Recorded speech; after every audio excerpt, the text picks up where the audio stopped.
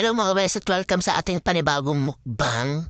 For today's video ay kakainin natin yung mga nirecommend ng aking mga butihing followers. Ito nga mga bes yung ilan sa mga kinoment nila. Marami pang iba mga bes at hindi na na-screenshot lahat. So ano pang hinihintay natin mga bes at tikman na natin. As you can see mga bes ay may mga malilit na bits ng chicken liver. Hinaluan ng konti ni mami ko para may lasa daw. Nag-worry kasi siya na baka masyadong mapait yung ampalaya. So ang laman nga nitong bowl mga bes ay ampalaya, cabbage, sayote at carrots. So wala mo nang magsasalita sa mukbang ko mga bes at ipupush nga natin yung ASMR kay max yung volume nyo. Huy!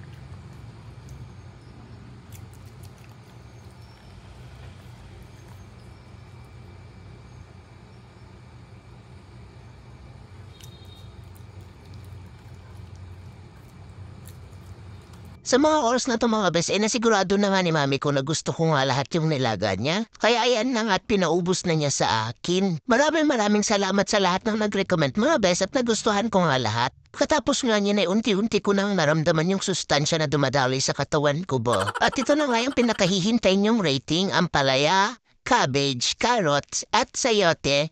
10 out of 10. So, sa mga for parents dyan na naghahanap ng ibang ipapakain sa maarte ng batuta, ipasubok yun na din to sa kanila. So, that's it for our today's mukbang. Till next time mga bes.